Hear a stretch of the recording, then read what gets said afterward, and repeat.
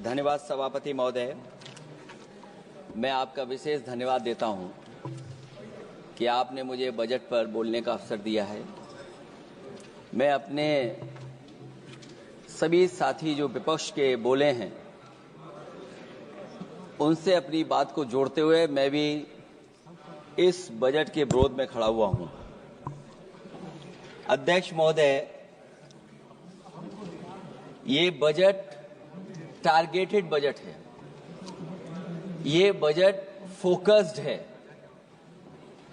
ये targeted focused उन लोगों के लिए है जो बहुत संपन्न हैं, बड़े लोग हैं, उद्योगपति हैं, उनके लिए ये बजट बना हुआ है। और जो बात कही जा रही है कि भारत को विकसित राष्ट्र बनाने के लिए मुझे इसमें कोई रोड मैप नहीं दिखाई देता है। और रोड मैप इसलिए नहीं दिखाई देता अध्यक्ष महोदय कि जैसे ही बजट आया, सभापति महोदय, जैसे ही बजट आया हम लोगों ने वो तस्वीरें देखी हैं। वो जो तस्वीरों में दिख रहा है, इधर हाथों में हथकड़ी और पैरों में बेड़ियां, क्या सभापति महोदय 10 बजट इस देश के लिए इसलिए बनाए गए थे कि जब 11वां बजट आएगा तो पूरा देश और पूरी दुनिया ये देखेगी कि भारत के लोग हथकड़ी लगा करके और बेड़ियों को लगा करके भारत लौटाए गए। सभापति महोदय, मैं आपके माध्यम से ये बात कहना चाहता हूं कि अमेरिका जा रहे हैं तो पिछली बार हीरा लेकर के गए थे, इस बार सोने की जंजीर ले जाइएगा। जंजीर देखकर शायद उन्हें कोई और जंजीर याद आ जाए। और सभापति महोदय, हो सके तो कुछ बच्चे और महिलाओं को अपने साथ तो नहीं, किसी और जहाज में साथ लेते आएगा। वो जहाज भी तो भारत का ही होगा। इतना हक तो उनका बनता ही है कि कम से कम दूसरों की ठगी से शिकार कुछ लोग तो बाइज्जत देश लौट सकें। वैसे सवाल ये भी है कि आपके रहते ऐसी ठगी कैसे फल फूल रही है। और सभापति महोदय, इस ठगी से सबसे ज्यादा अगर प्रभावित कहीं के लोग हैं तो वो गुजरात के प्रभावित लोग हैं। क्या यही सभापति हमारे विकसित भारत की तस्वीर है? यादव जी, आप सीनियर मेंबर हैं। सभापति पार्लियामेंट्री वर्ड जो आप बोलते हैं थोड़ा सा सोच समझ के बोलिएगा। ये ठगी वर्ड जो है थोड़ा सा इसको हटा दीजिएगा। सभापति महोदय, एक दूसरी तस्वीर में हम लोगों ने देखी, महाकुंभ जो 144 साल बाद एक झूठा प्रचार किया गया। 144 साल। सभापति महोदय, बोलने दीजिए। सभापति महोदय, कुछ पॉइंट रेज करा। सभापति महोदय, ये एक मिनट रुकिए, जस्ट अ मिनट, एस्ट्रोनॉम, एक minute please, honourable member please, Yadav ji एक मिनट प्लीज, आप बैठिए। सभापति महोदय, यादव जी आप बैठिए, एक मिनट, आप बोलिए। संविधान का आर्टिकल 25, 26, 27 और 28 ये कहता है कि आप किसी भी रिलीजन के खिलाफ किसी प्रकार की बातें नहीं कर सकते। ये लोग एंटी हिंदू है, ठीक है, ये लोग एंटी हिंदू है, ठीक है, पूरे कांग्रेस के। I got the point, please. देख लेंगे इसको। I will see, please be seated, आप लोग बैठिए, हम देख लेंगे। सभापति महोदय, हम देख लेंगे, आप बैठिए प्लीज, आप बोलिए, हम देख लेंगे। गौरव जी बोला है ना, प्लीज आप लोग बैठिए, बोलने दीजिए, नेता को बोलने दीजिए, माननीय नेताजी को बोलने दीजिए। वो महाकुंभ की तस्वीर, क्या हो रहा है? ये भड़काना चाहते हैं, ये भड़काना चाहते हैं। सभापति महोदय, ध्यान भड़काना चाहते हैं। एक मिनट, कोई भी ऐसा करके नहीं आए हो, कोई भी आस्था के विरोध में बोला, आपको कोई अधिकार नहीं बनता है, आप स्नान करके नहीं आए हो। आपने स्नान नहीं किया कुंभ में। बोल दिया मैंने, सभापति बोल दिया महोदय, मैंने, बोल दिया प्लीज। आप वो हटा दिया जाएगा, हटा दिया जाएगा वो। सभापति महोदय, इन्होंने कुंभ में स्नान नहीं किया। आप इधर देखिए, शहर पर देखिए, उधर मत देखिए, शहर को संबोधन कीजिए। अगर फोटो आई होती तो मैं जैकेट वाली भी फोटो देख लेता। आपका कोई गलत फोटो दिखा है, सभापति महोदय, ऐसा लग रहा है। विकसित भारत की जो दूसरी तस्वीर देखी जी, वो तस्वीर न केवल हम लोगों को दुख पहुंचाती है, बल्कि तमाम वो सनातन को स्वीकार करने वाले लोग, उनको दुख पहुंचाया होगा। सभापति महोदय, अगर लोग तकलीफ में रहे, परेशानी में रहे, और ये पहली बार हुआ होगा ऐसा कि लोग 300 किलोमीटर के जाम में फंस गए, न केवल एक मुख्यमंत्री सभापति महोदय, उन्हें 2-2 मुख्यमंत्रियों को लगाना पड़ा कि कैसे जाम रुक जाए। सभापति, इसके साथ साथ इन्हीं के संगठन के लोगों को जब लगा कि वो व्यवस्था नहीं बना सकते, तो इतने दिनों बाद इनके संगठन के लोगों की अपील है कि भारतीय जनता पार्टी के कार्यकर्ता बाहर आए और लोगों को सुविधा दें, परेशानी दें। ये बात तब सभापति आई है जब लोग दुख, तकलीफ, परेशानी की वजह से इनके खिलाफ चिल्लाने लगे, इनके खिलाफ बोलने लगे। सभापति महोदय, मैं ये पूछना चाहता हूं,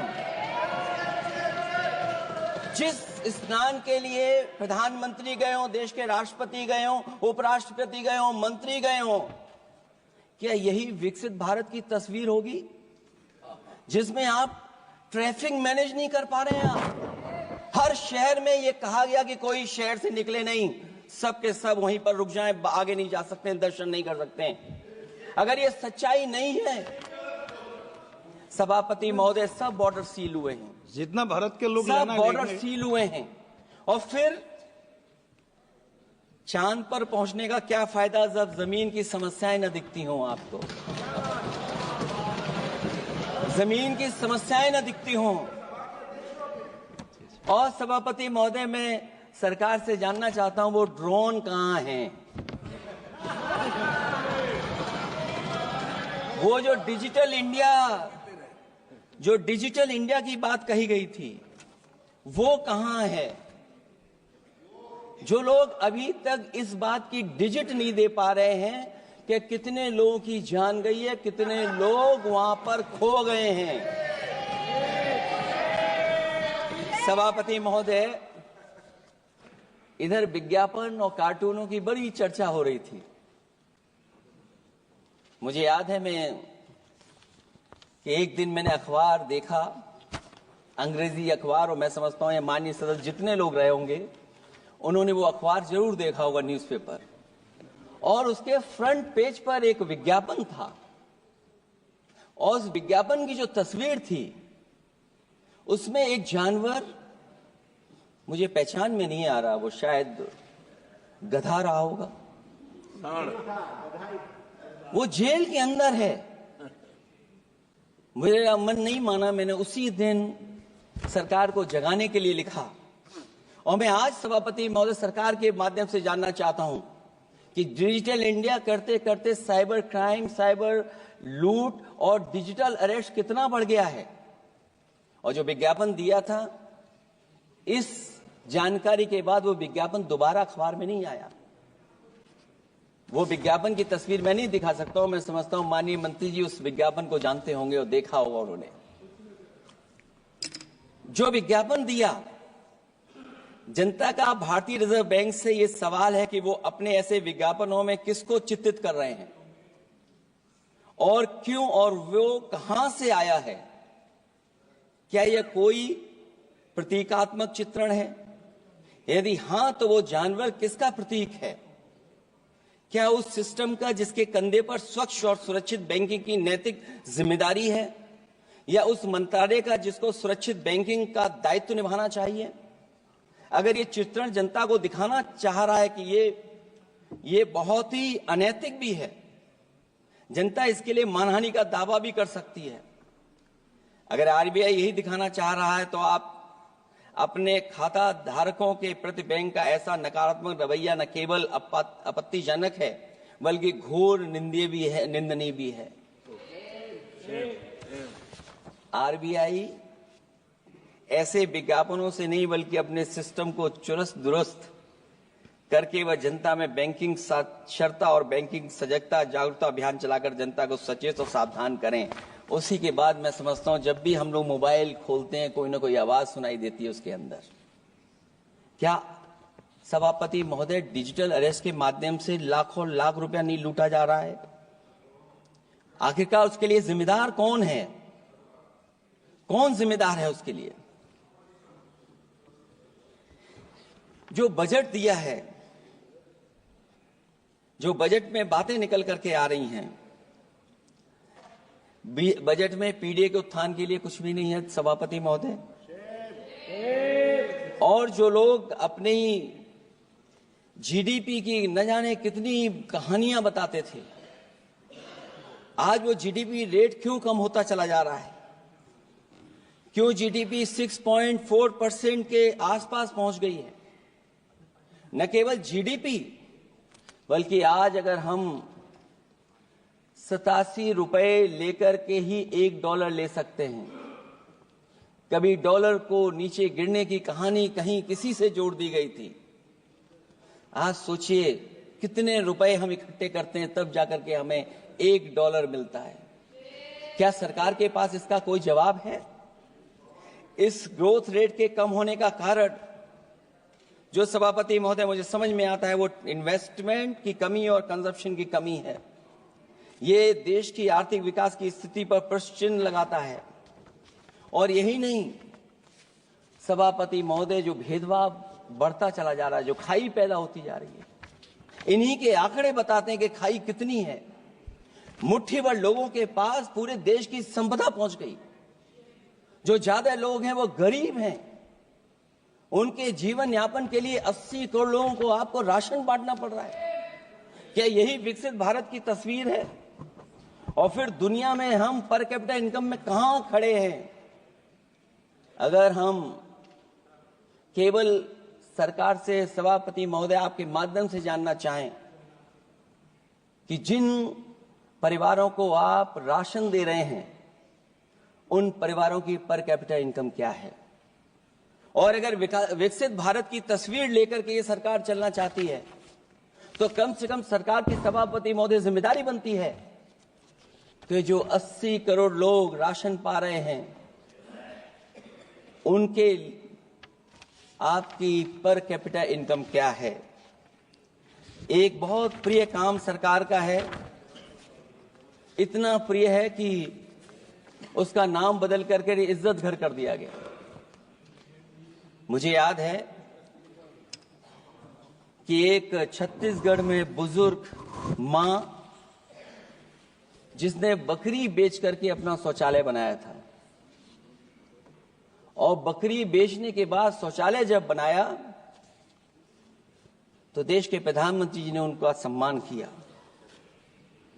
आखिरकार सवाल यह है कि बकरी उसे क्यों बेचनी पड़ गई?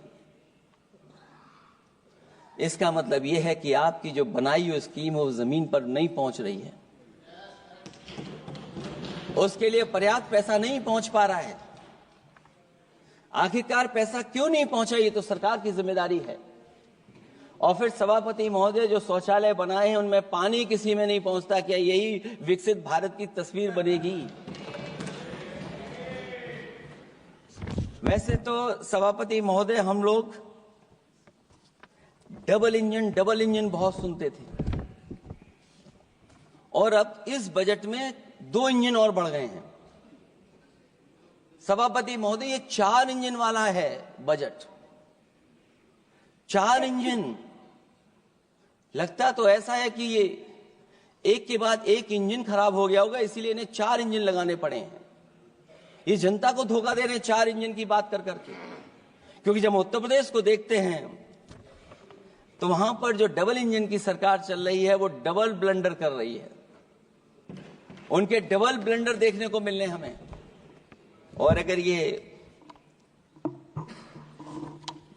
4 इंजन की सरकार है, जो सबसे पहला इंजन है सभापति महोदय, वो हमारे किसान और कृषि का है। 10 साल गुजरने के बाद भी और इतने बजट आने के बाद भी आज तक किसानों की आय दोगुनी नहीं हुई। यह हमारे तमाम माननीय सदस्य समय समय पर अपने क्षेत्र की जो समस्या है फसल को लेकर के सवाल खड़ा करते हैं। कई किसान नेता आंदोलन कर रहे हैं, अभी भी आंदोलन चल रहा है। सभापति महोदय, इस सरकार के पास जो विकसित भारत का सपना दिखा रही है, अभी तक किसान की आय दोगुनी कैसे हो उसका कोई रोड मैप नहीं है इनके पास। अगर कोई रोड मैप रहा हो तो बता दें हमें। और फिर एमएसपी की कानूनी गारंटी, सभापति महोदय, हजारों किसानों की जान चली गई कि एमएसपी को कानूनी गारंटी मिले, लेकिन आज भी वो गारंटी नहीं मिल पा रही है। क्या यही हमारा विकसित भारत होगा जिसमें किसान को एमएसपी नहीं मिलेगी, उसकी कोई गारंटी नहीं है? जो किसान की आय दोगुनी का सपना ले रहे थे, उन्होंने स्वामीनाथन जी को भारत रत्न तो दे दिया, लेकिन उनके कही हुई बातों को अभी तक नहीं पहुंचा पा रहे हैं। जो फसलें दलहन तिलहन बढ़ावा देने के लिए जो मिशन की घोषणा की गई थी, वो क्या मिशन अभी पूरा हुआ है? क्योंकि अभी तक हम लोग तिलहन इंपोर्ट कर रहे हैं। दलहन तिलहन के बारे में पहले बजट से कहा जा रहा है, अध्यक्ष महोदय, आज भी हम लोगों को इंपोर्ट करना पड़ रहा है। और उसका परिणाम यह है कि हम अपने किसानों को जो लाभ देना चाहते हैं वो नहीं लाभ दे पा रहे हैं। प्रधानमंत्री धन धान कृषि योजना 100 पिछड़े जिलों के लिए घोषित हुई है, लेकिन इसके लिए कोई बजट नहीं दिया गया है। फल और सब्जी का उत्पादन को बढ़ावा देने के लिए भविष्य में योजना बनाई जाएगी। यही 4 इंजन की बजट है कि फल और सब्जी के लिए बाद में बजट बनाया जाएगा, बाद में बजट घोषित होगी, पॉलिसी क्या होगी वो बाद में तय होगा।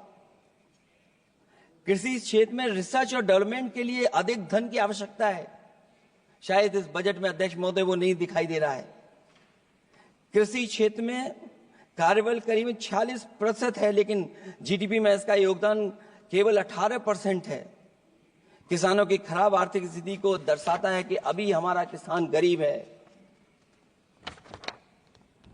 फसल बीमा योजना, मुझे याद है फसल बीमा योजना को लेकर के न जाने कितना प्रचार किया गया, लेकिन सच्चाई तो यह है कि जब क्लेम करने की बात आती है तो जो आंकड़े बताते हैं वो अभी भी 3% से ऊपर नहीं पहुंच पाए हैं। किसान के कर्ज के कारण किसान आत्महत्या कर रहा है। क्या विकसित भारत की यही तस्वीर होगी कि लाखों लाख किसान हमारा आत्महत्या कर ले? अब तो सुना है कि वो आंकड़े भी आना बंद हो गए हैं। हमें किसान के ऊपर कर्ज और कर्ज के ऊपर कर्ज नहीं बनाना है। जिस तरीके से आप बड़े बड़े उद्योगपतियों का ध्यान रखते हैं कि उनका समय समय पर कर्ज माफ करते हैं, मुझे पूरा भरोसा है कि हमारे देश के किसानों का भी कर्ज माफ होना चाहिए, उनको कर्ज से मुक्ति दिलाना चाहिए। अगर क्लाइमेट चेंज की बात होगी तो सबसे पहले असर अगर किसी पे पड़ेगा तो सबसे पहले प्रभावित अगर कोई होगा तो हमारा किसान प्रभावित होगा। उसके लिए क्या आपके पास रोड मैप है? हमारे माननीय सदस्यों ने बहुतों ने कहा है जीएसटी को लेकर के न जाने क्या क्या सरकार बनाती है और जीएसटी से लगातार व्यापारियों को उलझा रही है। जब तक जीएसटी के बारे में व्यापारी समझ पाता है तब तक जीएसटी को बदल देते हैं, तरीका बदल देते हैं। अभी भी किसानों के जितने भी इक्विपमेंट हैं उनमें 18-12% जीएसटी लिया जा रहा है। कम से कम अगर विकसित भारत का सपना ये सरकार देख रही है तो सभी के सभी एग्रीकल्चर इक्विपमेंट जो हमारा किसान इस्तेमाल करता है उसमें 0 जीएसटी होनी चाहिए। मैन्युफैक्चरिंग सेक्टर को बढ़ावा देने के लिए और कई योजनाएं सरकार लाई है। भंडारण की सुविधा किसको मिल रही है? सभापति महोदय, भंडारण को लेकर के भी सरकार का कोई रोड मैप जरूर होना चाहिए। ये कैसी अर्थव्यवस्था है अध्यक्ष महोदय, जहां पर अर्थव्यवस्था को तो हम तीसरे नंबर पे पहुंचा रहे हैं। लेकिन नौकरी और रोजगार उसके पास नहीं है। ग्रोथ है, ग्रोथ बताना चाहते हैं, लेकिन रोजगार और नौकरी नहीं है। जो इनके मैन्युफैक्चरिंग के तमाम मिशन थे, नेशनल मैन्युफैक्चरिंग मिशन, जब तक इन्वेस्टमेंट का वातावरण नहीं सुधरेगा तब तक इन्वेस्टमेंट नहीं हो सकता। हमारा नेशनल मैन्युफैक्चरिंग मिशन आगे नहीं बढ़ सकता। दूसरा इंजन इन्होंने बताया एमएसएमई, और एमएसएमई को लेकर के बहुत चिंता व्यक्त की। बजट भाषण में एमएसएमई सेक्टर को विकास का द्वितीय इंजन बताया गया, जो सही है, परंतु एमएसएमई के विकास के लिए बजट में कोई विशेष व्यवस्था नहीं की गई है। भारत में एमएसएमई के क्षेत्र में 11 करोड़ लोगों को रोजगार प्रदान 11 करोड़ लोगों को रोजगार प्रदान करता है, और इसमें सबसे ज्यादा रोजगार मिलता है जो कि हमारी माइक्रो यूनिट्स हैं। उनके लिए कोई योजना नहीं है, उनको विशेष मदद के लिए कोई प्रावधान न पहले किया गया न इस बजट में किया गया है। मैं केवल यूपी के बारे में कहना चाहता हूं